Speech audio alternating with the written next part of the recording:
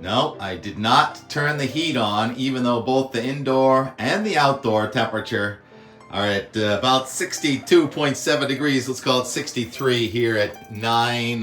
It's 8:39 on Tuesday, September, where are we, 24th? Somewhere in there. Real pretty colors this morning here in South Dennis. We've got some cumulus coming in off the ocean. It's the 6th day in a row with ocean flow. And a lot of new viewers over the last few days. Really appreciate it. Not sure what happened. Turned into a little corner, I think, thanks to YouTube algorithms. And I talked about that historic Cape Cod rainfall the other day. And so I want to tell you a little bit more about the program here. I come out the door every day, weather and more. The weather, I call the play-by-play, and I usually have Steve the cat and T-Rex the dog. Steve is back in Weymouth right now.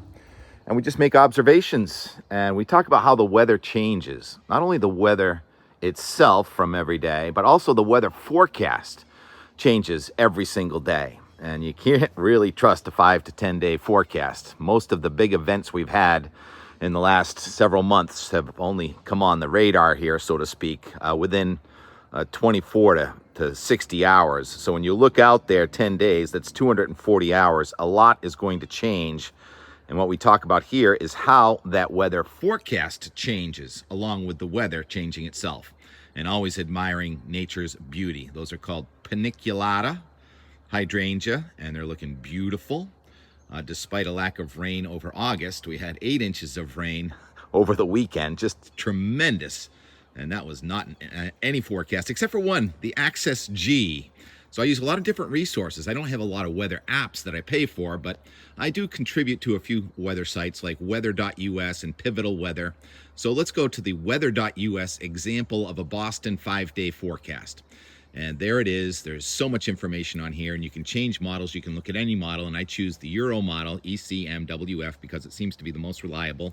And it only goes out 240 hours with the operational, which means you can only be wrong for 5 to 10 days. So that shows a lot of clouds here in Boston with temperatures on the cool side, only around 60, 65 degrees. The wind is continuing to come in, those arrows at the bottom, off the ocean. That's from the east. Not strong, about 10 miles per hour, gusting to 15. Right through tomorrow. So tomorrow will be day 6 of the wind coming in off the ocean. And then finally, on Thursday, the wind comes in from the south, and there's a better chance now for rain. We talk about how it changes day to day. In the last few days, it didn't have too much rain coming through southern New England on Wednesday or Thursday and Friday, and now it does.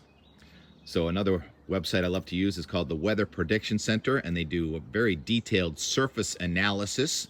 I always talk about what is wind. Wind is air moving from high to low pressure. And we have had high pressure to our north day after day after day, and a series of low pressure waves, not a single storm, but multiple waves of low pressure rippling south of New England.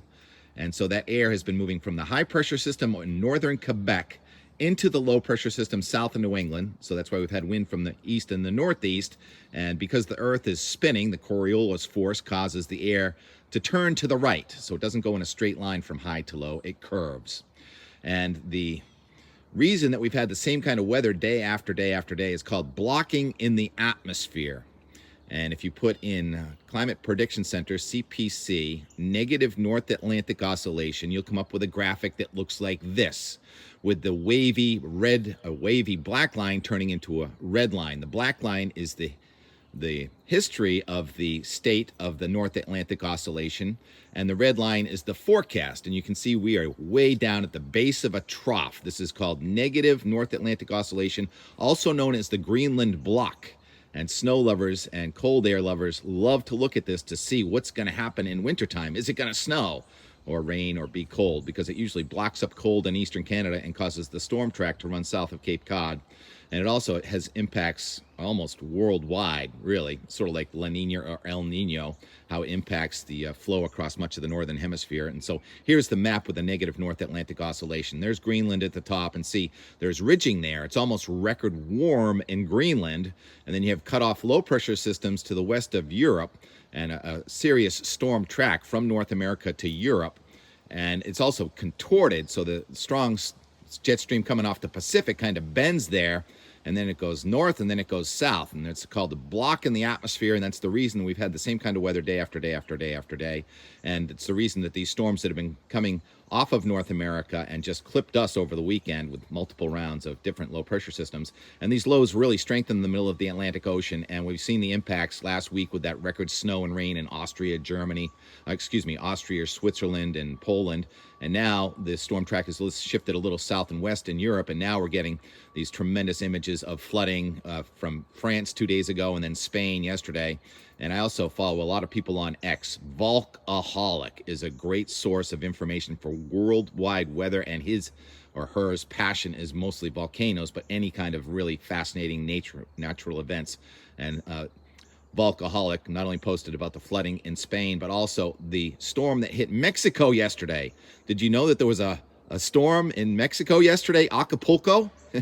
And if you go to the Central America, now this is the Zoom Earth resource on the internet. Zoom Earth has satellites and wind and forecasts, and look at those side by side. One side of Central America, there's John, which was a storm of 45-mile-an-hour winds at 2 a.m. on Monday, and then 2 a.m. on Tuesday was a 120-mile-an-hour, almost like tornado John. Boy, that's incredible ramp up from a tropical storm to a Category 3 hurricane, but it was tiny.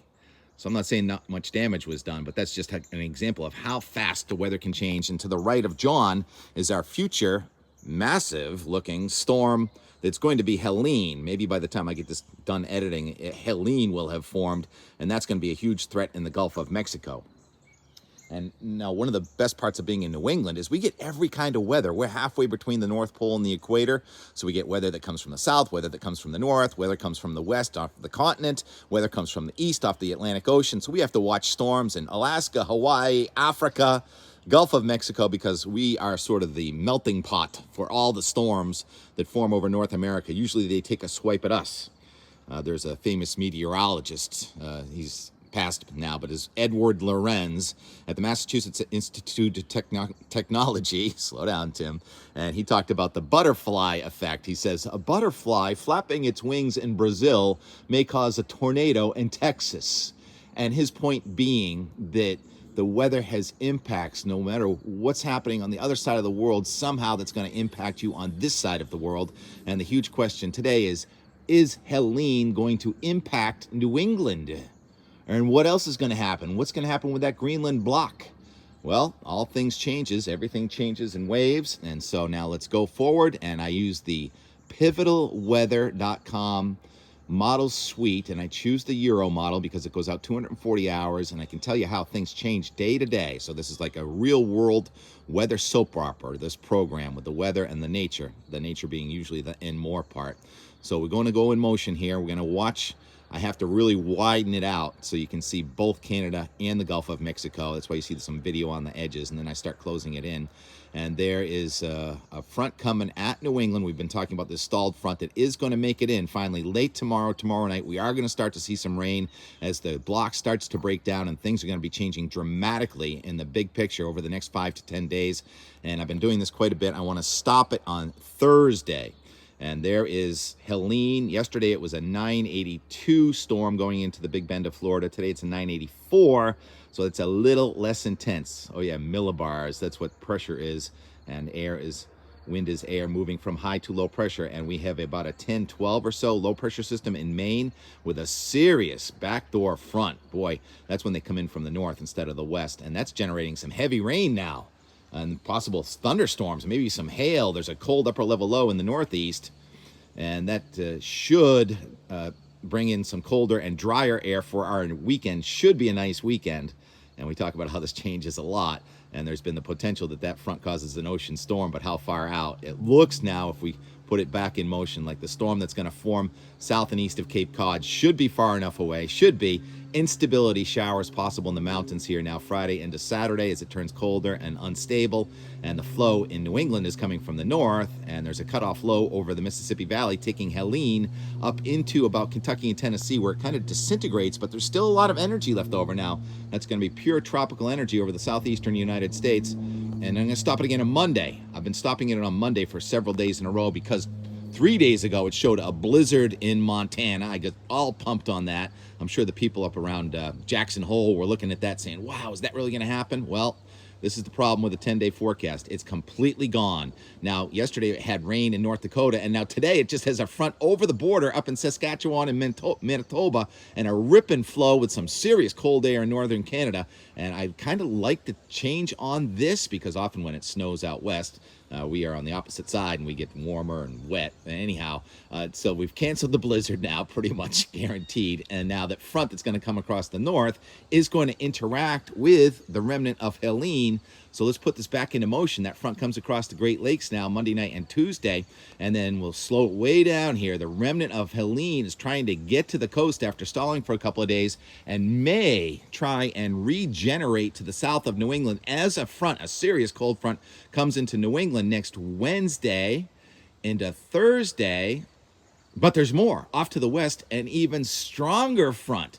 So regardless of what happens here Tuesday, Wednesday, we may get some remnant of Helene on day 10. That is serious, almost Arctic cold coming out of south central Canada into Minnesota and North Dakota. And those blue lines, those thickness lines, and 540 is generally the snow line. Then you see 534. It goes in it's called decameters. Heights from the ground to the 500 millibar level. And once you get to 524, now you're talking about lake effect snows on Lake Superior 10 days out from now. So that's into October. So that's a serious front there. So we talk about how the weather changes, how the weather forecast changes. I observed, and yesterday the wind was going in two different directions. These clouds coming in off the ocean. They look beautiful right now, don't they? And then the higher clouds were moving. These clouds coming in from the east, and the higher clouds were coming in from the west. That's differential advection. So you never know what I'm going to talk about. But I love webcams also. And yesterday, my webcam partner, Mike McCormick, he's just the genius globally of webcams, Aurora cams, and everything. And we installed this over a year ago. And finally, I got the time lapse going on my Bass River webcam. So we get the time lapse from Weymouth, the time lapse from Bass River, and we can hook you up with weather instruments and a webcam if you desire. T-Rex, they've been so patient. So the and more is that we're transitioned from the weather. We're now in the and more part, weather and more. We went over and visited Peaches yesterday. T-Rex and Peaches are kind of buddies, but Peaches is a lot bigger than T-Rex, so you never know. You have turkeys and horses, and you know I'm a worm farmer, and wait till we get to ski season. I'll be doing these reports out the door at Mount Mansfield in Vermont. So thank you all, the new viewers and subscribers. I'm going to try and get to answering the comments, and the audio is the number one issue. I did not use my lav mic today. I used the iPhone, which has several microphones, and I never know. When I zoom in, it usually changes audio, and then I zoom out and it changes back. So I'm still working on technology, but I'm here every day, out the door, weather, and more from yesterday, Monday. Tuesdays have been great this year, by the way. Talk to you tomorrow. T-Rex, seen any horses same color as you around here anywhere? Peaches. Hi. You just say Peach's name and she comes out. Hi.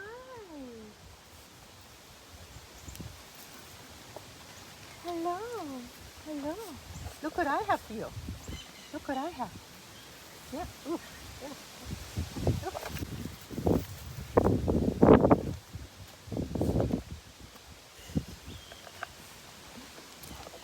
Can you get at it? Oh, don't eat the thing. We haven't had a horse in out the door weather and more in a while. Hi. How jealous are you, Rex? Hey, Peaches. Hi. Just off the phone with my cam man, Mike McCormick, IP time lapse on X, and we made a time lapse out of this camera now, so I can show the time lapse both from Weymouth and from Bass River. Things are expanding. And T-Rex out the door. Look at this hole right here. Rex, what is in that hole? Watch it. I think it's a chipmunk hole. So they get in behind this wood down there, and they're making themselves all at home. We rebuilt that half. Now we got to rebuild this half. Chipmunk's in there. Where's it, Rex? Where is it? Where is it? He's in there. Rex knows there's something in there. I'm gonna make a chipmunk cam. That would be good. Oh yeah, I got a critter cam somewhere. We gotta work that thing back. Gotta get that going. T-Rex. Let's get that going. So the webcam points that way, which during the winter solstice, we may see the sun on the camera, but for now it's just too far to the right, which is north. But it's a gorgeous sunset. And day 5 with wind from the northeast in the books. And if this works right, I'll leave you with a little time lapse from the Bass River Beauty House.